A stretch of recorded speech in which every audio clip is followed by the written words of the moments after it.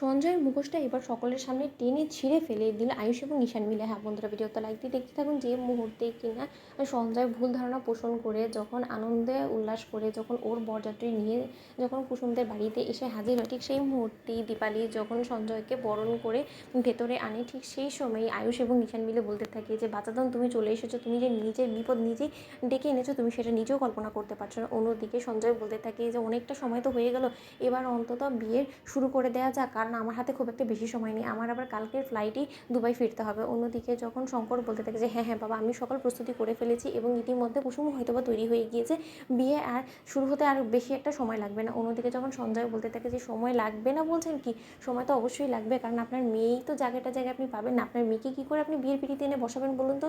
আপনার মেয়ে যেখানে কিনা বিয়ের পিড়িতেই বসবে না, সেখানে কিনা আপনি ভাবছেন যে বিয়েটা সম্পন্ন হয়ে আমি আপনার মেয়েকে দুবাই নিয়ে চলে যাব, সেটা তো রীতিমতো অনেক দূরের ব্যাপার। অন্যদিকে যখন আয়ুষ বলতে থাকে যে কি সঞ্জয়বাবু, কেমন আপনার ফিলিং হচ্ছে বলুন তো? যদিও আপনার মতন সেরকম ফিলিংসে পাওয়ার অভিজ্ঞতা এখন পর্যন্ত আমার হয়নি, কিন্তু তাও এতটুকু বলতে পারি যে আপনার নিশ্চয়ই খুব ভালো লাগছে যে কুসুমের মতন এরকম একটা মেয়েকে আপনি নিজের জীবনসঙ্গী হিসেবে পেতে চলেছেন। অন্যদিকে সঞ্জয় বলতে থাকে যে হ্যাঁ, তা তো অবশ্যই, কুসুমের মতন মেয়েকে নিজের জীবনসঙ্গী হিসেবে পাওয়াটা আসলে ভাগ্যের ব্যাপার।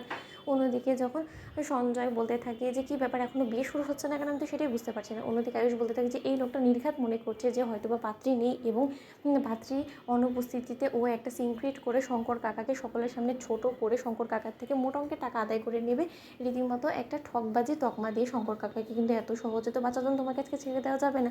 অন্যদিকে যখন ছাদনার তলায় সঞ্জয়কে নিয়ে বসানো হয় এবং আয়ুষ যখন বলতে থাকে যে কিসের এত অস্থিরতা তোমার সঞ্জয়, বলো তো? পাত্রী যেহেতু আছে তাহলে পাত্রী অবশ্যই আসবে, একটু ধৈর্য ধরো। ঠিক সেই মুহূর্তে অবশেষে যখন বিয়ের পিড়িতে করে কুসুমকে বিয়ের আসরে নিয়ে আসা হয়, ঠিক সেই সময় সঞ্জয় বলতে থাকে যে কী ব্যাপার, পাত্রী কোথা থেকে চলে এলো? কুসুমের তো এই মুহূর্তে ছাদনাতলে আসার কোনো মতেই কোনো কথা নয়, তাহলে এই বানপাতার আড়ালে কে আছে এবং কুসুম এখানে কী করে বা চলে এলাম, তো কিছুই বুঝতে পারছি না। ওদিকে যে গুন্ডারা আমাকে বললো নিশ্চয় কিনতে থাকতে যে ওরা ওদের কাজটা করে ফেলেছে, তাহলে ওরা কাকে নিয়ে ঝিম্মি করে রেখেছে, কিছুই তো আমার মাথায় ঢুকছে না। অন্যদিকে যখন অবশেষে কুসুমকে সঞ্জয়ের বরাবর দাঁড় করানো হয়, ঠিক সেই মুহূর্তে সঞ্জয় বলতে থাকে যে না, এটা কী করে সম্ভব? অন্যদিকে আয়ুষ বলতে থাকে যে কী সম্ভব নাই বলো তো?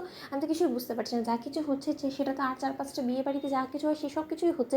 তোমার স্ত্রী তোমার সামনে এসে দাঁড়িয়েছে এবং তুমি বলছো যে সব কী হচ্ছে, কী হচ্ছে আবার এখন শুভদৃষ্টি হবে, এছাড়া তো অন্য কোনো কিছুই না। কেন, তুমি কি কোনো মতো কুসুমকে এক্সপেক্ট করো নি? সঞ্জয় অন্যদিকে সঞ্জয় বলতে থাকে যে না না, আমার যে হবু স্ত্রী যেহেতু কুসুম, তাহলে তো অবশ্যই এই জায়গায় কুসুমেরই থাকার কথা, কিন্তু আমার কথা হলো কি, কুসুম এখানে এলো কী করে?